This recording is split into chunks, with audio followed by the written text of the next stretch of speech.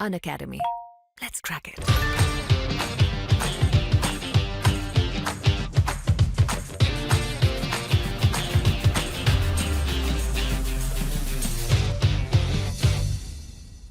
चलिए दोस्तों, बैंकिंग से रिलेटेड हमारे कुछ टॉपिक और बचे हैं जिनको हम कंप्लीट कर लेते हैं। तो देखिए, आपको जो है बहुत सारी चीज़ें यहाँ देखने को मिलेगी जिसे हम बोलते हैं, देखिए MICR कोड, उसके बाद देखिए IFSC, नेफ्ट यानी कि NEFT, RTGS, CTS, universal banking, core banking, ये सारी चीज़ हम यहाँ पे देखेंगे। उसके बाद बाकी की चीज़ें हम यहाँ पे कंप्लीट करेंगे। तो चलिए, MICR क्या होता है वो हम यहाँ पे देख लेते हैं। MICR का मतलब होता है magnetic ink character recognition code, magnetic ink character recognition code. और जैसे कि आप चेक अगर देखें, चेक में कुछ मैग्नेटिक इंक से नीचे नीचे तरफ जो है उसके अंक लिखे होते हैं या चेक नंबर होता है। तो वो इसी को पढ़ने के लिए यहाँ पे या यहाँ पे मैग्नेटिक इंक कैरेक्टर जो कोड है वो हमको यहाँ पे देखने को मिलता है। ठीक है, तो उसी को यहाँ पे पढ़ा जाता है और एक डिवाइस होती है जिसे इनपुट डिवाइस बोलते हैं, MICR जो होता है मैग्नेटिक इंक कैरेक्टर रीडर। तो ये कोड जो है उसी के माध्यम से पढ़ा जाता है। तो बैंकों के चेक के नीचे जो 9 अंक के जो कोड होता है magnetic ink character recognition code कहलाता है। और इस अंकीय कोड के प्रथम 3 अंक यानी कि जो पहले 3 अंक है वो क्या होते हैं, वो बैंक शाखा यानी कि जो पहले 3 अंक है वो यहाँ पे बैंक की शाखा के नंबर कहलाते हैं। यानी कि पहले 3 क्या है, बैंक शाखा, मतलब बैंक शाखा के जो शहर है, और आगे के जो 3 अंक है वो उसके जो नाम है। मतलब यहाँ पे देखें, प्रथम 3 अंक बैंक की शाखा के शहर का नाम, और आगे के 3 अंक बैंक के नाम, और अंतिम 3 अंक जो है बैंक की शाखा की पहचान के लिए होता है। तो टोटल मिलाकर कितने अंक होते हैं, 9 अंक हमको यहाँ पे देखने को मिलते हैं। तो ये चेक के नीचे देखने को मिलता है। फिर एक होता है IFSC आपको पता है, हर जगह जगह अगर कोई किसी के अकाउंट में हमको पैसे ट्रांसफ़र करना था, हमको इस कोड की ज़रूरत पड़ती है। इसको बोला जाता है Indian financial system code, Indian financial system code इसको बोला जाता है। और ये होता है 11 अंकों का। ठीक है, और प्रत्येक जो बैंक है इसे अपने चेक पर मुद्रित करवाता है, मतलब प्रिंट करवाता है। और इस 11 अंक के कोड के प्रथम 4 अंक क्या होते हैं, प्रथम 4 अंक में जो होता है बैंक के नाम से संबंधित वहाँ पे होता है। और बीच के जो एक शून्य के बाद जो 6 अंक होते हैं उसके मतलब उसके संबंध में बैंक की शाखा के विवरण वहाँ पे होता है। तो टोटल मिलाकर इस हिसाब से 11 अंक होते हैं जो कहलाते हैं IFSC, और इसको बोला जाता है इंडियन फाइनेंशियल सिस्टम कोड। और नेक्स्ट होता है NEFT, आपने सुना भी होगा। अगर किसी के बैंक में हमको डायरेक्ट ट्रांसफ़र करना है बैंक से बैंक को, तो यहाँ पे NEFT प्रणाली का यूज़ किया जाता है। इसको बोला जाता है नेशनल इलेक्ट्रॉनिक फंड ट्रांसफ़र, इसको बोला जाता है नेशनल इलेक्ट्रॉनिक फंड ट्रांसफ़र। और इस प्रणाली के तहत इंटरनेट के जरिए जो है इसके द्वारा लिखित चेक के स्थान पर एक जो है मतलब 1 लाख रुपए से कम जो धनराशि है उसको बैंक से उसी बैंक अथवा अन्य बैंक के खाते में जो खाता धारक है उसके द्वारा स्वयं ही हस्तांतरित किया जा सकता है।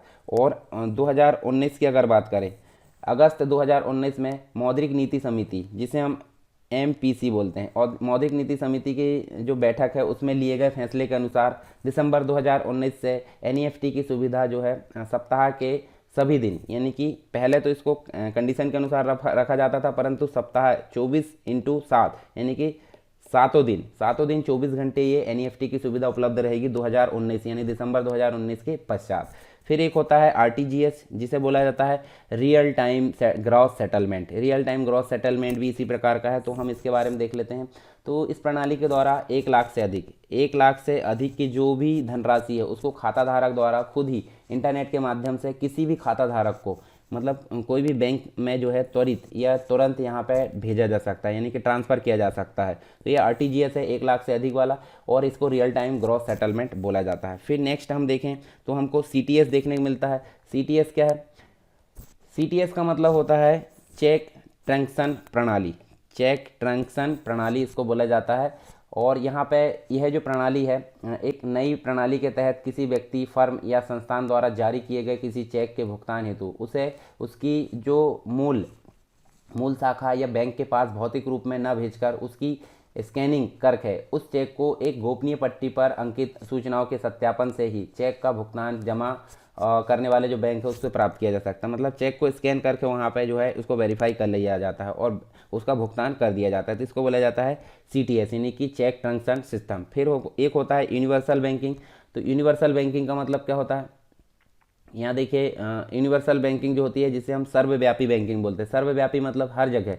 तो सर्वव्यापी बैंकिंग जो होती है वित्तीय सेवाओं के विस्तारण से जुड़ी एक व्यापक अवधारणा है। और इस अवधारणा की अगर बात करें तो इसमें सभी बैंकिंग सेवाएं, जैसे कि अगर बात करें निवेश यानी कि इन्वेस्टमेंट हमको देखने को मिलता है, विकास बैंकिंग हमको देखने को मिलती है, ठीक है, बीमा इसके अंतर्गत देखने को मिलता है, और अन्य जो वित्तीय उत्पाद है उसको सम्मिलित यहाँ पे किया जाता है। अर्थात हम बोल सकते हैं कि सभी वित्तीय उत्पाद एवं जो सेवाएं है एक साथ ही एक स्थान पर अगर उपलब्ध कराई जाती है तो उसे हम बोलते हैं यूनिवर्सल बैंकिंग। फिर एक होता है कोर बैंकिंग। कोर का मतलब क्या होता है? इसको बोला जाता है centralised online real time exchange. Centralise online real time exchange इसको बोला जाता है, और इसको शॉर्ट में बोले तो कोर बोला जाता है, ठीक है, कोर बैंकिंग इसको बोला जाता है। और एक नेटवर्क से जुड़े सभी बैंक जो शाखा है उसके द्वारा उपलब्ध कराई जाने वाली बैंकिंग सेवाएं यहाँ पे जो है कोर बैंकिंग कहलाती है। और कोर बैंकिंग का जो प्रयोग है उन सेवाओं को व्यक्त करने के लिए करते हैं जो बैंकों की शाखाओं को एक दूसरे के साथ नेटवर्क से जुड़ने के कारण प्राप्त होती है, तो इसको बोला जाता है कोर बैंकिंग। और एक और होता है core banking solution. Core banking solution मतलब इसको शॉर्ट में बोले तो सीबीएस बोला जाता है, और यह बैंकिंग शाखाओं की नेटवर्किंग है जो अपने ग्राहकों को कोर बैंकिंग सोल्यूशन नेटवर्क की किसी शाखा के साथ अपने खातों के प्रयोग करने तथा बैंकिंग सुविधाओं को प्राप्त करने का अवसर प्रदान करती है। तो ये चीज़ हमको देखने को मिलती है। अनअकैडमी आपके लेकर आया है बहुत ही आकर्षक फ्री प्लान जो कि एमपीपीएससी और व्यापम के एग्जाम से संबंधित है। यदि आप फ्री प्लान लेना चाहते हैं तो आपको यहाँ पे मिलेगा 500 से ज्यादा free live classes every week, और डाउट क्लियरिंग सेशन भी आपको दिए जा रहे हैं। वीकली फ्री मॉक टेस्ट यहाँ पे चल रहे हैं, फ्री लाइव क्विज यहाँ पे चलती है, 20 से ज्यादा क्वेश्चन यहाँ पे हर सब्जेक्ट को मिलाकर होते हैं। Daily T20 free live quiz यहाँ पे चलती है, 20 क्वेश्चन होते हैं, 20 मिनट में आपको इसका आंसर देने होते हैं, और 8 PM पे ये सीरीज चलती है, और 8:30 बजे इसका एनालिसिस कराया जाता है टॉप एजुकेटर्स के द्वारा। इसका फायदा लेने के लिए आपको क्या करना है? इसका फायदा लेने आपको डाउनलोड करना है सिंपली अनअकैडमी लर्निंग ऐप। यहाँ पे एमपीपीएससी से संबंधित कोर्स यूज कीजिए, एमपीपीएससी जो आपका गोल सेलेक्ट कीजिए, और यहाँ पे सरकार 10 आपको प्रोमो कोड यूज करना है इस प्लान को अनलॉक करने के लिए। याद रहे, सरकार 10 प्रोमो कोड यूज करने के बाद ही आप फ्री प्लान को अनलॉक कर सकते हैं।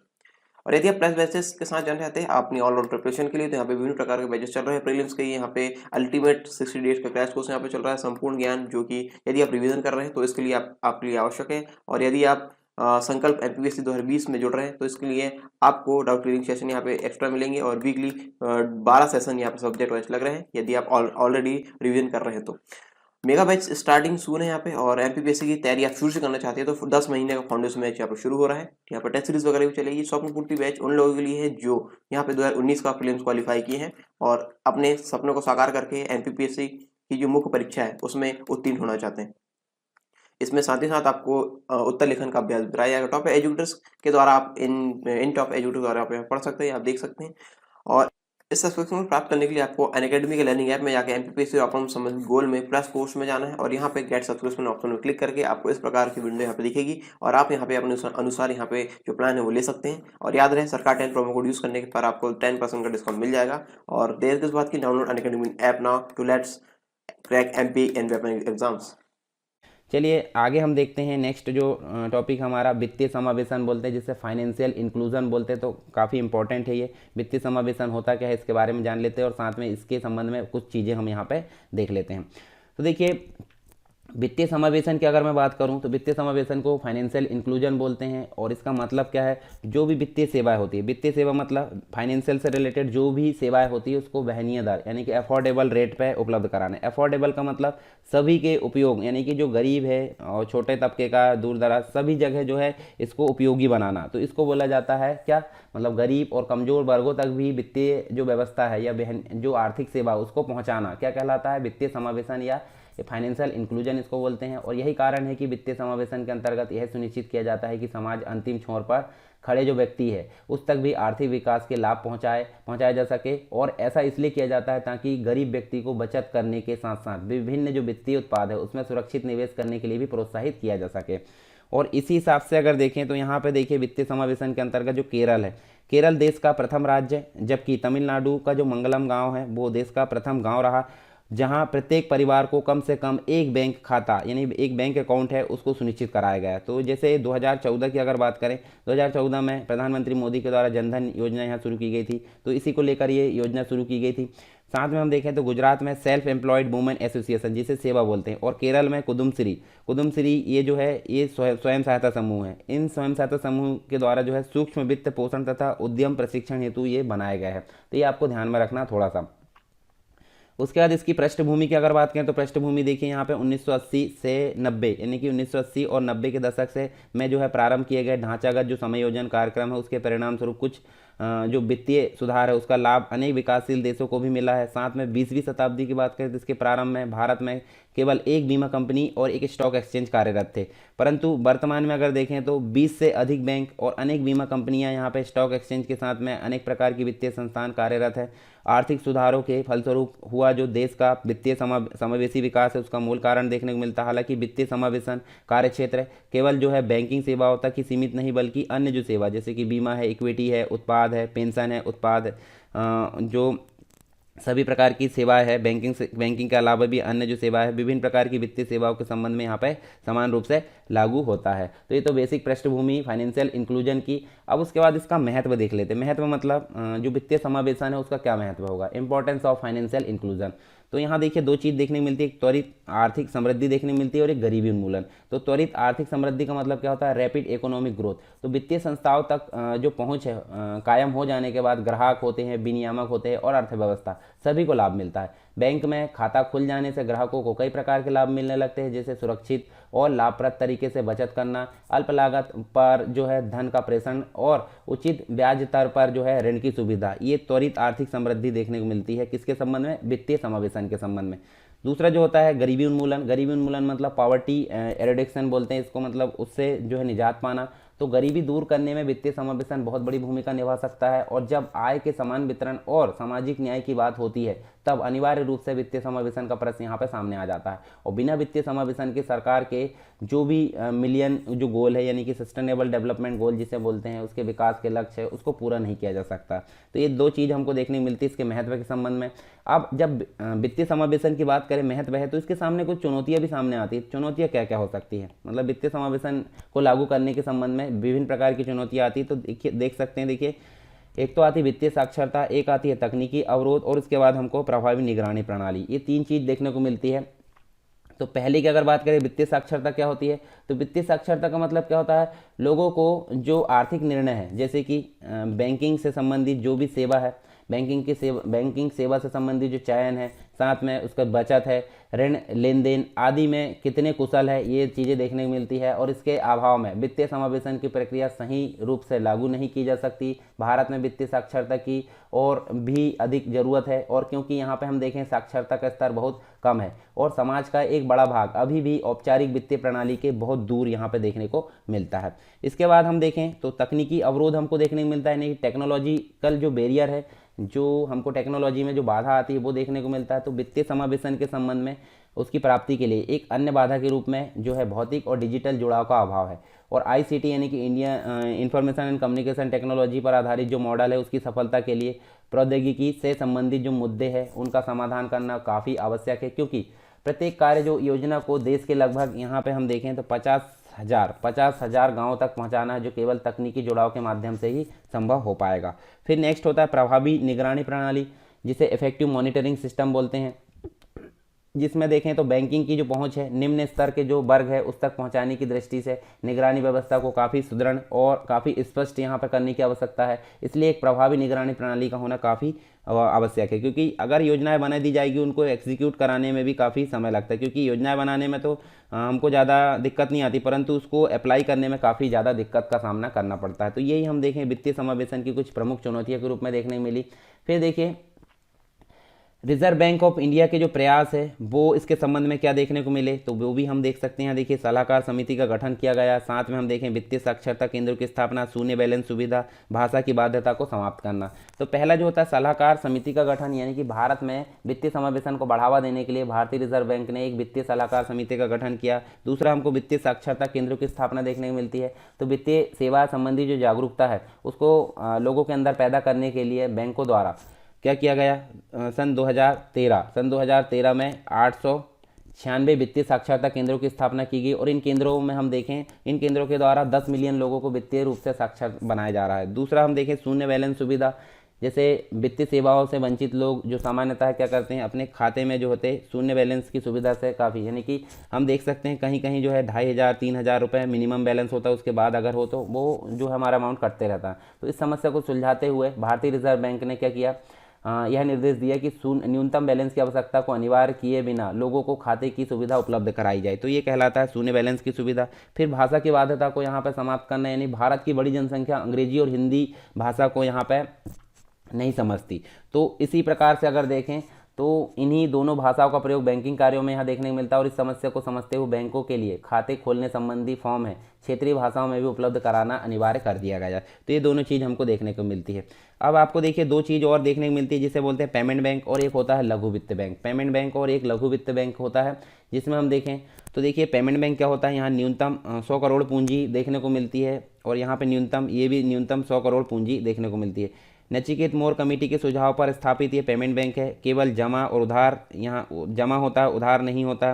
40% हिस्सा प्रमोटर का अगले 5 वर्षों में बनाए रखना। केवल डेबिट कार्ड जारी करते हैं और एक दिन में 1 लाख रुपए से ज़्यादा जमा नहीं होता। पर लघु वित्त बैंक की अगर बात करें तो ये भी नचिकेत मोर और उफातराट जो कमेटी है इनके सुझाव पर अनुरूप, मतलब उन सुझाव पर आधारित इसको बनाया गया था। जमा और उधार दोनों यहाँ पर देखने को मिलते हैं, जबकि यहाँ पर उधार नहीं होता। 40% हिस्सा प्रमोटर का, जिसे अगले 12 वर्षों में कम करके 26% रखेगा। डेबिट और क्रेडिट कार्ड दोनों जारी करते हैं। जमा और ऋण दोनों कार्य तथा एक दिन में जमा कोई सीमा नहीं है, पर जबकि यहाँ पे दोनों में, मतलब यहाँ पे पेमेंट बैंक में सीमा देखने को मिलती है, यानी कि कोई लिमिट देखने को मिलती है। अब बात करते हैं वित्तीय समावेशन की प्रक्रिया को तीव्र बनाने के लिए जो उपाय किए गए हैं। ठीक है, एक और होता है KYC, आपने सुना होगा, नाउ योर जो है कस्टमर की अगर बात करें तो ये होता क्या है। देखिए अधिकतर ग्रामीण, मतलब यहाँ पे KYC मतलब जो कस्टमर उसकी पहचान के लिए कुछ उसके बेसिक जो ID प्रूफ है वो वहाँ पे मांगा जाता है, जिसे KYC यानी कि नाउ योर कस्टमर इसको बोला जाता है। इसके बाद हम देखते हैं वित्तीय समावेशन प्रक्रिया को तीव्र बनाने के लिए जो उपाय है उसकी बात करें तो देखिए ग्राहकों को उनकी आवश्यकता के अनुरूप ही वित्तीय सहायता उपलब्ध कराई जाए और यह आवश्यक ना हो कि परिवार में सभी व्यक्तियों का जो है बैंक खाता खोला जाए और केवल परिवार के मुखिया का जो है खाता खोला जाना चाहिए। ठीक है, केंद्र तथा राज्य सरकार द्वारा प्रत्यक्ष लाभ अंतरण यानी कि DBT को प्रारंभ करना चाहिए। सावधानी के साथ समुचित ऋण उपलब्ध कराना चाहिए कृषि और गैर कृषि से संबंधित। यह आवश्यक है कि बैंकों के साथ साथ राज्य सरकारों को भी इसमें सक्रिय रूप से भूमिका निभाए वो अपनी, ताकि इस समस्या का समाधान किया जा सके। और दूरस्थ ग्रामीण क्षेत्रों के लिए कम लागत वाले जो सौर ऊर्जा चालित बायोमेट्रिक ATM है वो भी यहाँ पर स्थापित किया जाए। तो ये चीज़ हमको देखने को मिलती है। फिर देखिए वित्तीय समावेशन संबंधित कुछ समितियां हैं जिनके सिफारिश पर जो है इसमें सुधार के लिए जो है काफ़ी प्रयास किए गए। तो 2 समितियां देखने को मिलती है, एक तो नचिकेत मोर समिति और एक होती है दीपक मोहंती समिति। तो नचिकेत मोर समिति आपको पता है, देखिए 2013 यानी कि सितंबर 2013 में केंद्रीय निदेशक बोर्ड के सदस्य नचिकेत मोर की अध्यक्षता में लघु व्यापार एवं कम आय वाले जो परिवार है उसके लिए व्यापक सेवाओं हेतु एक समिति का गठन किया गया था, जिसका नाम था नचिकेत मोर समिति। और यहाँ पे हमको सिफारिश देखने मिली, जैसे 18 वर्ष से कम उम्र वाले जो प्रत्येक भारतीय निवासी है उसके पास 1 जनवरी 2016 से जो है 1 जनवरी 2016 तक बैंक खाते होना चाहिए, जिसे यूनिवर्सल इलेक्ट्रॉनिक बैंक अकाउंट कहा जाता है। ठीक है, कहा जाएगा। और इससे जो है इसने सरकार को लाभ प्रत्यक्ष रूप से किसान को स्थानांतरित करने की सलाह दी। और इसने जो है प्राथमिक क्षेत्र के लिए ऋण देने की जो सीमा है उसमें वर्तमान 40% से घटाकर 50% करने की सलाह दी। और इसने एक पेमेंट बैंक जो हमने देखे पीछे उसके सृजन को प्रस्तावित किया। और इसमें क्रेडिट कार्ड मतलब जो क्रेडिट बीमा है तथा जोखिम प्रबंधन उत्पादों जैसी जो सेवाएं है उसको उपलब्ध कराया जा सके। इसके बाद जो दूसरी जो कमेटी आई थी जिसका नाम था दीपक मोहंती समिति, तो ये जो है 28 दिसंबर 2015 को वित्तीय समावेशन पर दीपक मोहंती समिति की रिपोर्ट जारी की। और इस समिति की जो स्थापना है वो 2015 में ही की गई थी, जुलाई में। दिसंबर में इन्हें रिपोर्ट प्रस्तुत की। ठीक है, RBI के द्वारा इसको जो है स्थापना की गई थी। वित्तीय समावेशन हेतु मध्यावधि कार्य योजना तैयार करने के लिए 14 सदस्यों वाली समिति की अध्यक्षता दीपक मोहंती ने की थी। इसके कारण इसका नाम था दीपक मोहंती समिति। तो ये बेसिक चीज़ें थी जो कि किससे संबंधित थी, वित्तीय समावेशन में सुझाव देने के संबंध में ये जो है हमको समिति देखने को मिलती है। फिर एक लास्ट चीज़ हमको देखने को मिलती है बैंकिंग से संबंधित, जिसका नाम था दर्पण परियोजना। दर्पण परियोजना का मतलब प्रोजेक्ट दर्पण जिसको बोला जाता है। अब इसका फुल फॉर्म क्या होता है, the digital advancement of rural post office for uh new India. इसका फुल फॉर्म होता है दर्पण का, और शॉर्ट में इसको दर्पण बोला जाता है। ग्रामीण आबादी के जो वित्तीय समावेशन के लक्ष्य है उसको पूरा करने हेतु दर्पण परियोजना की शुरुआत की थी। तो यहाँ पे हम देख सकते हैं 1.28 लाख डाकघरों की शाखा को इस परियोजना के अंतर्गत डिजिटलीकरण किया गया, यानी कि फुली जो है कंप्यूटरीकृत उनको किया गया। इस परियोजना में ग्रामीण आबादी तक जो है डाक विभाग की पहुंच बढ़ेगी और सभी वित्तीय प्रेषण, बचत खाता, ग्रामीण डाक, जीवन बीमा और जो नगद है प्रमाण पत्र, इसमें वृद्धि होगी। और इस योजना से डाक सेवाओं की गुणवत्ता में तथा खुदरा डाक व्यापार से राजस्व में वृद्धि होगी। साथ ही मनरेगा जैसी जो योजना है, सामाजिक सुरक्षा योजनाओं के लिए वितरण व्यवस्था भी सहज की जाएगी। तो ये सारी चीज़ हमको यहाँ पे देखने को मिलती है। किसके संबंध में?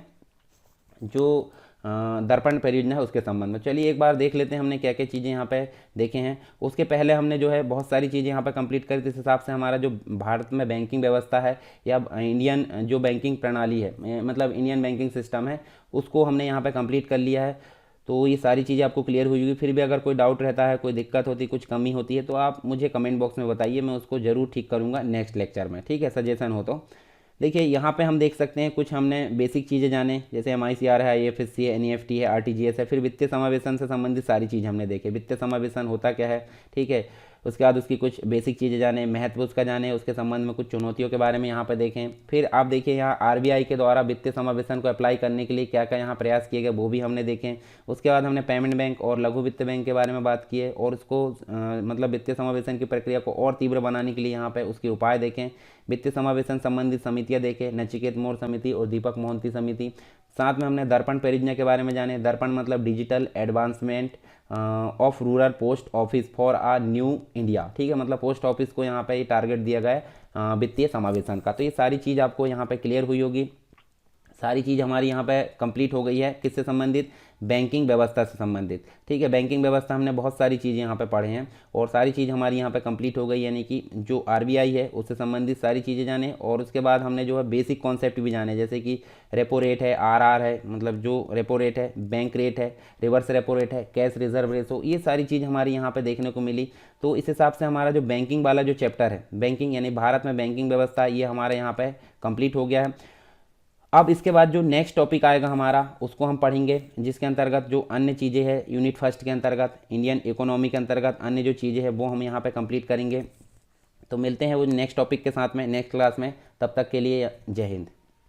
अनअकैडमी आपके लेकर आया है बहुत ही आकर्षक फ्री प्लान जो कि MPPSC और व्यापम के एग्जाम से संबंधित है। यदि आप फ्री प्लान लेना चाहते हैं तो आपको यहाँ पे मिलेगा 500 से ज़्यादा free live classes every week और डाउट क्लियरिंग सेशन भी आपको दिया जा रहा है। वीकली फ्री मॉक टेस्ट यहाँ पे चल रहा है। फ्री लाइव क्विज यहाँ पे चलती है, 20 से ज़्यादा क्वेश्चन यहाँ पे हर सब्जेक्ट को मिलाकर होता है। Daily T20 free live quiz यहाँ पे चलती है, 20 क्वेश्चन होते हैं, 20 मिनट में आपको इसका आंसर देने होते हैं और 8 PM पे ये सीरीज चलती है और 8:30 बजे इसका एनालिसिस कराया जाता है टॉप एजुकेटर्स के द्वारा। इसका फायदा लेने के लिए आपको क्या करना है? इसका फायदा लेने आपको डाउनलोड करना है सिंपली अनअकैडमी लर्निंग ऐप। यहाँ पे MPPSC से संबंधित कोर्स यूज कीजिए, MPPSC आपका गोल सेलेक्ट कीजिए और यहाँ पे सरकार 10 आपको प्रोमो कोड यूज करना है इस प्लान को अनलॉक करने के लिए। याद रहे, सरकार 10 प्रोमो कोड यूज करने के बाद ही आप फ्री प्लान को अनलॉक कर सकते हैं। और यदि आप प्लस बैचेस के साथ जाना चाहते हैं अपनी ऑलराउंड प्रिपरेशन के लिए, तो यहाँ पे विभिन्न प्रकार के बैचेस चल रहे हैं। प्रीलिम्स के यहाँ पे अल्टीमेट 60 डेज का क्रैश कोर्स यहाँ पे चल रहा है, संपूर्ण ज्ञान, जो कि यदि आप रिवीजन कर रहे हैं तो इसके लिए आपके लिए आवश्यक है। और यदि आप संकल्प MPPSC 2020 में जुड़ रहे हैं तो इसके लिए आपको डाउट क्लियरिंग सेशन यहाँ पे एक्स्ट्रा मिलेंगे और वीकली 12 सेशन यहाँ पे सब्जेक्ट वाइज लग रहे हैं यदि आप ऑलरेडी रिवीजन कर रहे हैं तो। मेगा बैच स्टार्टिंग सून है यहाँ पे और MPPSC की तैयारी आप शुरू से करना चाहते हैं तो 10 महीने का फाउंडेशन बैच यहाँ पे शुरू हो रहा है। यहाँ पे टेस्ट सीरीज वगैरह भी चलेगी। स्वप्न पूर्ति बैच उन लोगों के लिए है जो यहाँ पे 2019 का प्रीलिम्स क्वालिफाई किए हैं और अपने सपनों को साकार करके MPPSC की जो मुख्य परीक्षा है उसमें उत्तीर्ण होना चाहते हैं। इसमें साथ ही साथ आपको उत्तर लेखन का अभ्यास कराया जाएगा टॉप एजुकेटर्स के द्वारा। आप इन टॉप एजुकेटर्स द्वारा आप पढ़ सकते हैं, आप देख सकते हैं। और इस सब्सक्रिप्शन प्राप्त करने के लिए आपको अनअकैडमी के लर्निंग ऐप में जाकर MPPSC और संबंधित गोल में प्लस कोर्स में जाना है और यहाँ पे गेट सब्सक्रिप्शन ऑप्शन में क्लिक करके आपको इस प्रकार की विंडो यहाँ पे दिखेगी और आप यहाँ पे अपने अनुसार यहाँ पे जो प्लान है वो ले सकते हैं। और याद रहे, सरकार 10 प्रोमो कोड यूज करने पर आपको 10% का डिस्काउंट मिल जाएगा। और देर किस बात की, download Unacademy app now to let's crack MP and exams.